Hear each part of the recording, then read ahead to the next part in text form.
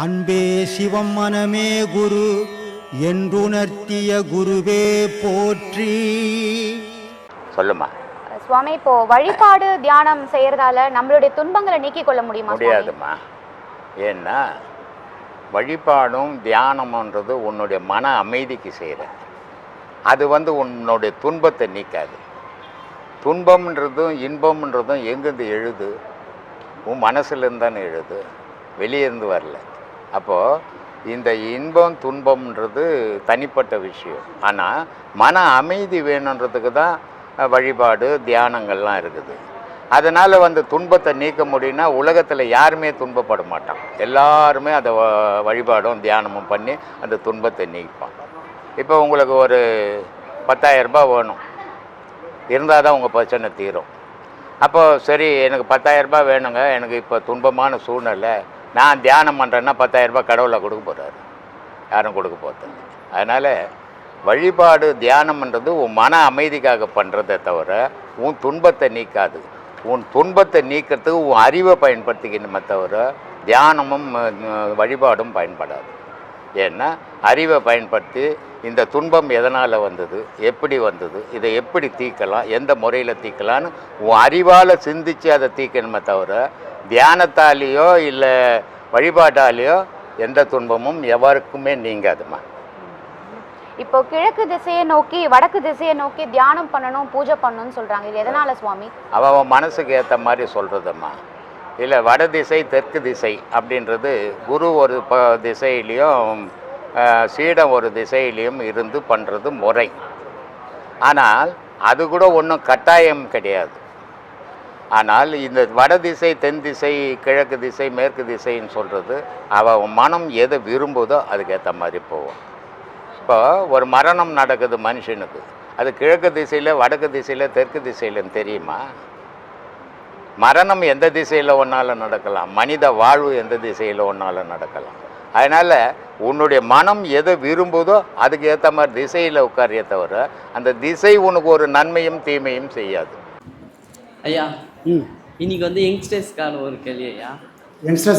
யங்ஸ்டர்ஸ்க்காக நம்மளை பெற்று வளர்த்து இன்னைக்கு நான் ஆஸ்மா இந்தமாதிரி கோயிலுக்கு போகிறேன் அப்படின்றப்போ ஒரு 10 ரூபா கொடுத்து நான் போய் சாப்பிட்டியாப்பா அப்படின்னு சொல்கிறேன். அம்மா அப்பா மேலே வராத காதல், அப்புறமாட்டுக்கு எது நல்லது எது கெட்டது, யாரா கடவுள் அப்படின்னு சொல்லி ஸ்பீச் கேட்டு கேட்டு கேட்டு 24 மணி பார்க்குற குரு மேலே வராத காதல், இதுதான்டா உண்மை, இது இந்த பொருளால் தான்டா நம்ம இயங்குறோம், இதனால தான் நம்ம வாயிறோம் அப்படின்னு இருக்கிற பொருள் மேலே வராத அந்த ஒரு இறைவன் மேலே வராத காதல், நேற்று பார்த்த ஒரு பொண்ணு மேலேயும் நேற்று பார்த்த ஒரு பையன் மேலேயும் வர்றது, அது என்னது ஐயா?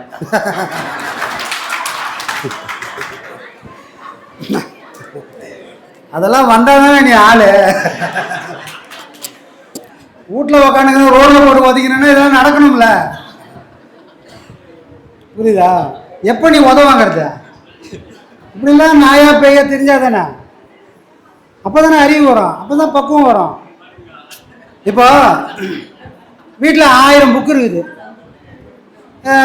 இப்போ நான் அவரை கூப்பிட்டு, சாமி இந்த இடத்துல இந்த ரேக்கில் இந்த வரிசையில் இத்தனையாவது இடத்துல இந்த புக்கு இருக்குது எத்தனைவான்னா அவருக்கு ஏதாவது அறிவு வருமா? அந்த ரேக்கு அந்த இடத்துல என்னென்ன புக்கு இருக்குதுன்னு அவருக்கு தெரியுமா? நேராக நான் சொன்ன இடத்துக்கு போவார். இந்த ரேக்கில் இந்த வரிசையில் இத்தனையாவது இடத்துல இந்த புக்கு இருந்து எடுத்துன்னு வருவார். அங்கே வேறு எந்த புக்குன்னு அவருக்கு தெரியவே தெரியாது. ஆனால் அவர் கண்ணை கட்டிட்டேன்ப்போ, சாமி அங்கே உள்ள நிறைய புக்கு இருக்குது, இந்த புக்கு வச்சுக்கிறேன், போய் தேடி எடுத்துன்னு வாங்கன்னா அவர் என்ன பண்ணுவார்? அந்த ஒரு புக்கை தவிர 1000 புக்கு அங்கே தேடுவார். அப்போ 1000 விதமான அறிவுகள் வரும். ஒரு புக்கை தேட போனவருக்கு 1000 அறிவுகள் வர மாதிரி எதுவுமே தெரியாமல் நீ ஊரில் உதப்படும் போது தான் 1000 அறிவுகள் நீ பக்குவப்படுவ. புரியுதுங்களா? இதுக்கு இந்த வயசு தான் அதை தூண்டி விடும். இந்த வயசில் நீ பொண்ணை காதலினா எந்த வயசில் பொண்ணை காதலிப்ப? அதுக்கு வயசு இருக்குதுல்ல, படிக்கிறதுக்கு ஒரு வயசு இருக்குது, பால் குடிக்கிறதுக்கு ஒரு வயசு இருக்குது, எல்லாத்துக்கும் ஒரு வயசு, காலகாலத்தில் நடக்கணும். ஆனால் இது வெறித்தனமாக மாறக்கூடாது. நீ இல்லைன்னா நான் இல்லை, நான் இல்லைன்னா நீ இல்லைன்ற கதையெல்லாம் இங்கே செல்லாது. யார் இல்லைனாலும் இந்த உலகம் இருக்கும். நீ இல்லைனாலும் அந்த பொண்ணு வாழும், அந்த பொண்ணு இல்லைனாலும் நீ வாழ்வ. புரியுதா? அந்த மாதிரி இருக்கக்கூடாது. ஒருத்தரை பார்க்கும்போது சில விஷயங்கள் நடக்கும். அது நடந்தால் தான் நம்ம உடம்பு சரியாகுதுன்னு அர்த்தம். நடக்கலைன்னா உடம்புல ஏதோ பிரச்சனை இருக்குதுன்னு அர்த்தம். ஆனால் இதை இப்போ இந்த வயசில் வந்து தெரியுமா, இப்போ +2 படிக்கிற பையன் இப்போ இந்த வயசில் வந்து ஒரு பாடம் வாங்கி நீ பண்ணுற பற்றியா, உனக்கு தடுமாற்றன்றதே வராது. இதே போல் ஒரு குழந்தையும் இந்த மாதிரி ஒரு ஆன்மீக பாடம் வாங்கணும் இல்லை, ஆன்மீகத்தை அதை கொண்டு போய் குழந்தைங்கிட்ட வச்சிட்டோம்னா வாழ்க்கையில் வந்தால் கூட தடுமாறாது. பசங்க வந்தால் ஏற்றுக்க, போச்சா போட்டோன்னு போயினே இருக்கும். ஏன்னா ஐயாவோட விதை அந்த மாதிரி தான் இருக்கும். புரியுதா? ஐயாவோட சொல்லு உள்ளே போச்சுன்னா அங்கே எந்த விதமான கெட்டதுக்கும் வேலையே இல்லை, மனம் தெளிவாக இருக்கும். புரியுதா? ஆனால் காலகாலத்தில் இதெல்லாம் நடக்கும். இதெல்லாம் பெருசாக எடுத்துக்கூடாது. கடந்து போயினே இந்த பொண்ணுலாம் இன்னொரு பொண்ணுன்னு போயினே இருக்கணும். புரியுதா? கடைசியில் எதுவுமே இருக்காது. கடைசியில் அம்மா அப்பா பார்த்து ஒரு பொண்ணை கட்டி வைப்பாங்க. அந்த பொண்ணை காதலிச்சனா உன் வாழ்க்கை ஃபுல்லாக சந்தோஷமாக இருப்ப. போகிற வரதெல்லாம் காதலிச்சோம்னா அது சரியாக வராது. புரியுதா? நன்றி சாமி. அன்பே சிவம், மனமே குரு.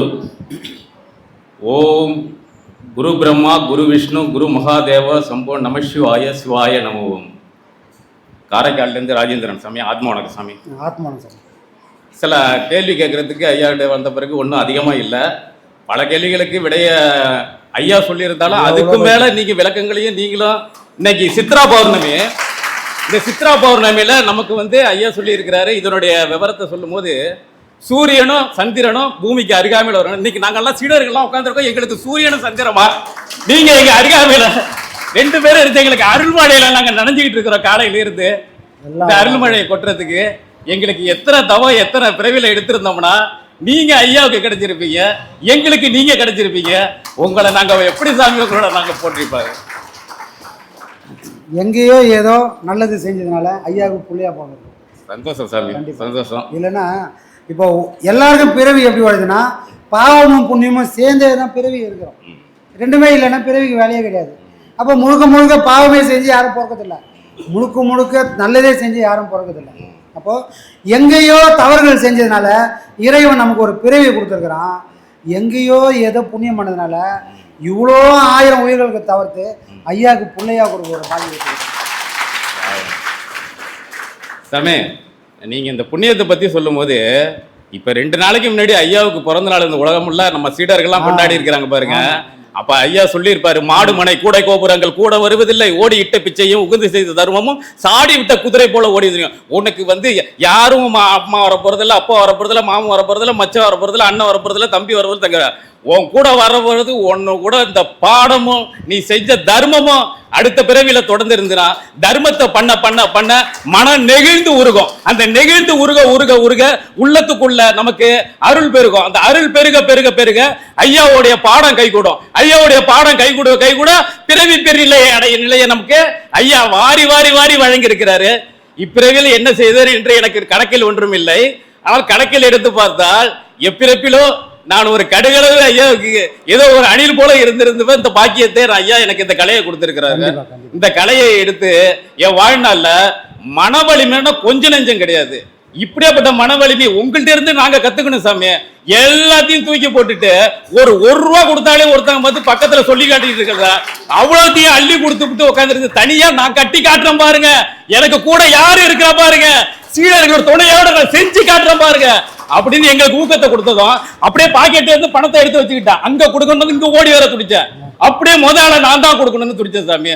ஆனா இருந்தாலும் நீங்க விளம்பரம் தேவையில்லைன்னு சொல்லிட்டீங்க. ஆனா இங்க பாக்குற சீடர்கள் எல்லாரும் இங்க விட்ட கட்டளைய உடனே நிறைவேற்றி காட்டுவாங்க. நீங்க அடுத்த குரு பூஜையில செய்யறதுக்கு முன்னாடியே சொல்லியிருந்தீங்கன்னா இந்த குரு பூஜைக்கே கொடுத்துருக்கலாம். ஆனா காலத்தின் கட்டாயம் உடனே நிறைவேற்ற முடியாது. அது காலத்தின்படி சூழ்நிலைக்கு தகுந்தபடி அமைச்சு நமக்கு கொடுக்கும். கண்டிப்பா நடக்கும் சாமி. ஐயா சொல்லியிருக்கிற ராமகிருஷ்ண பரமஹம்சருடைய ஒரு கதையை சொல்லியிருப்பாரு. அதாவது பஞ்சமுக விளக்குல 5 திரி போட்டு ஏத்தி வச்சிருக்கிறோம். அது ஏத்தி வச்சு விளக்க வழிபடுறதை விட அது ஏத்தி வச்சு குச்சை வளர்க்குறோம். அந்த குச்சை ஏன் வளர்க்குறோம்னா நம்ம ஏத்தி விட்டதை என்னைக்கு மறக்க கூடாதுன்னு. இந்த காலத்துல யாருமே பக்கத்துல உட்கார வச்சுக்கிட்டு சீடர்களை கேள்வி கேட்டு பதில் சொல்ற உலகத்துல எந்த ஆசிரமமாவது இருந்திருக்கா சாமி? யாராவது இருந்திருக்கா சாமி?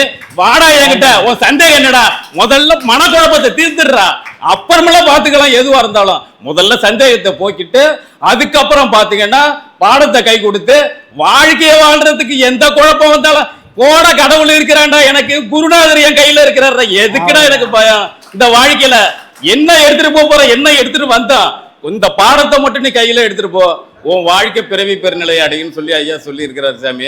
ஈதல் இசைப்பட வாழ்தல் அது வல்லது, ஊதியம் இல்லை உயிருக்குன்னு சொல்றாரு. அப்ப நீ அம்மாவுக்கு செஞ்ச, அண்ணனுக்கு செஞ்ச, மாமனுக்கு செஞ்ச, மச்சானுக்கு செஞ்ச, இத்தனை பேருக்கு சொல்ற, இந்த உயிரை கொடுத்த குருநாதருக்கு நீ என்ன செஞ்ச, என்ன கொடுத்த? இந்த உயிரையே என் காணிக்கையே எடுத்துக்க ஐயா காலடியில் வைக்கிறேன் சாமி. எடுத்துக்கிட்டா கூட எனக்கு கவலை இல்லை சாமி. அப்படியாப்பட்ட பிறவி பெருங்கடலை கடக்கிறதுக்கு ஐயா அந்த பாடத்தை கொடுத்திருக்காரு. சாதாரண பாடம் இல்ல ஐயா. தாய்மார்களே, ஐயா சகோதரர்களே, ஐயா அன்பான சீடர்களே, இந்த புதுமையா இப்ப முதல் பாடம் வாங்கின உங்க எல்லார் காலடியிலையும் நான் இரு கை கூப்பி நான் வணங்கி கேட்டுக்கிறேன். இந்த பாடத்தை எக்காலத்திலையும் யாரும் விட்டுறாதீங்க. இது உங்களுக்கு மன வலிமையை மட்டும் கொடுக்காது, சிவனையே உங்களுக்கு காட்டி கொடுக்கிறது. இங்க உள்ளக்கு உடல், அதாவது இந்த ஊனுடல் ஒரு பெருங்கோயில், உள்ளம் ஒரு பெருங்கோயில், ஊனுடம்பு பெரும் ஆலயம். வல்லபிராணருக்கு ஜீவனே சிவலிங்கம்.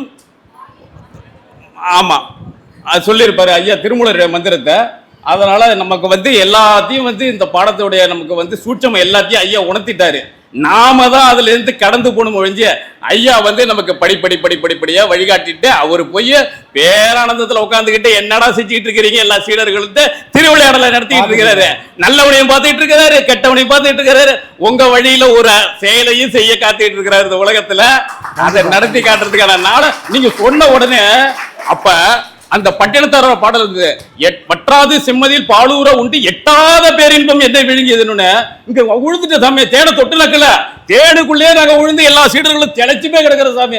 இந்த வரியை சொன்னீங்க பாருங்க, என்னடா அது கோர்ட்ல போராடுவோமா, திருப்பி ஆசிரமத்துக்கு போவோமா, உடனே அங்க போன உடனே விரட்டி விடுவாங்களாம், உடனே இங்க மண்டபம் முடிப்போமா, திருப்பி அங்க போவோமான்னு நினைச்சிட்டு இருந்த காலகட்டத்துல சரியான முடிவா ஐயா நம்ம கொடுத்திருக்கிறாரு சாமி. நான் பேசிக்கிட்டே இருப்பேன் சாமி, விட்டா பேச பல பேருக்கு வாய்ப்பு கொடுக்கணும். அதனால நன்றி, ஆத்மா வணக்கம் சாமி.